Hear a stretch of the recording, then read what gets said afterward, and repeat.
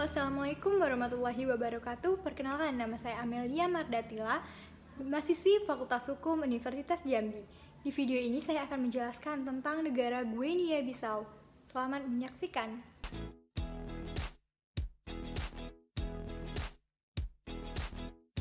Guinea Bissau adalah sebuah negara yang berada di Afrika Barat.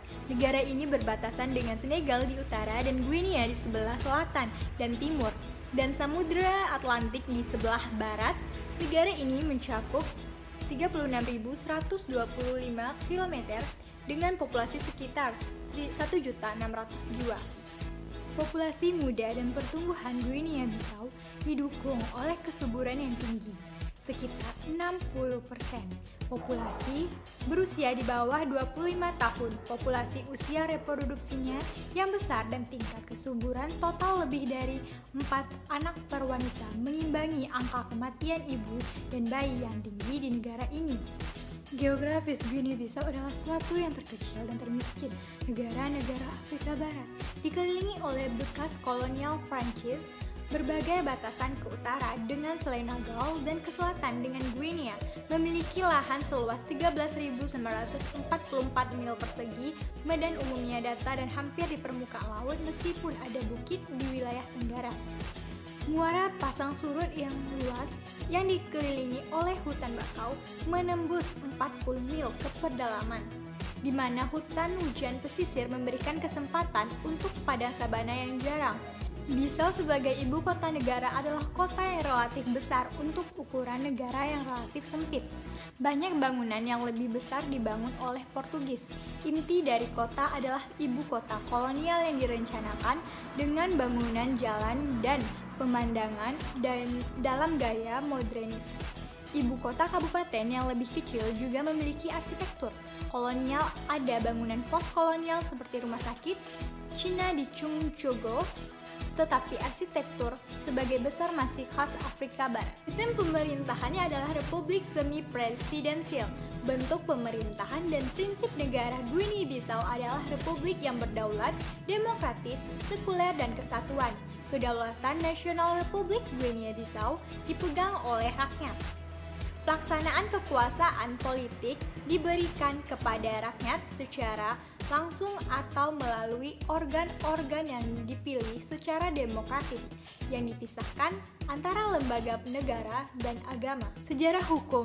Sejarah ini dimulai dari ketidakstabilan politik Guinea Bissau. Perang saudara dan beberapa kudeta yang terbaru pada tahun 2012 telah mengakibatkan negara yang rapuh dengan ekonomi yang lemah ini, menyebabkan pengangguran yang tinggi, korupsi yang merajalela, serta kemiskinan yang meluas, dan perdagangan narkoba, dan juga perdagangan anak yang berkembang dengan pesat.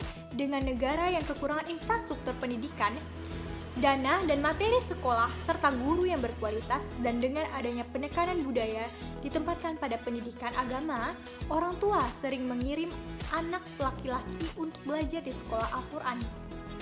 Perumahan di Senegal dan Gambia. Sejarah konstitusi. Sejarahnya di Undang-Undangan 16 Mei 1984. Sejarah konstitusi ditangguhkan setelah kudeta militer pada April 2012 dan dipulihkan pada 2014 amandemen yang diusulkan oleh Majelis Rakyat Nasional jika didukung oleh setidaknya sepertiga anggota dewan, negara badan konsultan presiden atau oleh pemerintah bagian, membutuhkan persetujuan oleh setidaknya 2/3 suara mayoritas dari majelis. Pasal-pasal konstitusi tentang bentuk pemerintah, republik dan sekuler, dan kedaulatan nasional tidak dapat diubah. Ini terdapat pada amandemen 1991, 1993, dan 1996. Sistem yang legal yaitu sistem hukum campuran hukum sipil atau civil law yang memasukkan hukum Portugis pada saat kemerdekaan dan dipengaruhi oleh Komunitas Ekonomi Negara-Negara Afrika Barat, Uni Ekonomi dan Moneter Afrika Barat, hukum publik Francophone Afrika, dan hukum adat partisipasi organisasi hukum internasional. Ekonomi Guinea Bissau sangat bergantung pada pertanian subsisten, ekspor kaca mete, dan bantuan luar negeri. 2 dari 3 Guinea Bissau tetap di bawah garis kemiskinan absolut. Ekonomi hukum didasarkan pada kacang mete dan perikanan. Penebangan liar dan perdagangan narkotika juga memainkan peran penting. Kombinasi dari prospek ekonomi yang terbatas Institusi yang lemah dan geografis yang menguntungkan telah membuat negara Afrika Barat ini menjadi stasiun jalan menuju obat-obat ke Eropa. Guinea-Bissau memiliki potensi besar untuk mengembangkan sumber daya mineral, termasuk fosfat, bauxit, dan pasir mineral. Eksplorasi minyak dan gas lepas pantai telah dimulai.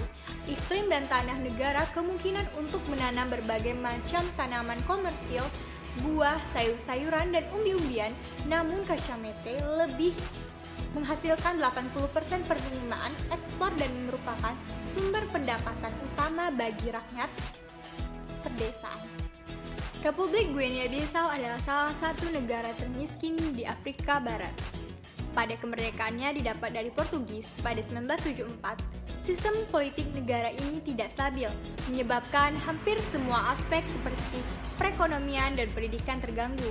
Perekonomian sempat akan stabil, namun sebelumnya akhirnya perang saudara menghancurkan pada abad 19.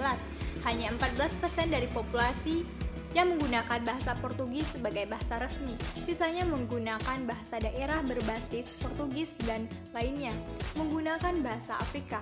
Hal ini mencerminkan pendidikan yang cukup rendah karena sistem ajar Guinea-Bissau saja menggunakan bahasa Portugis.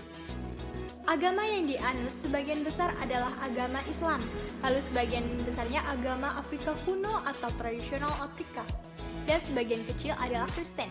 Perekonomian Guinea-Bissau atau selaku negara agraris namun kering berdaulat tergantung pada ekspor kacamete, meskipun mereka punya kekayaan alam lainnya seperti perikanan, rosewood, dan tambang, serta olahan kebun.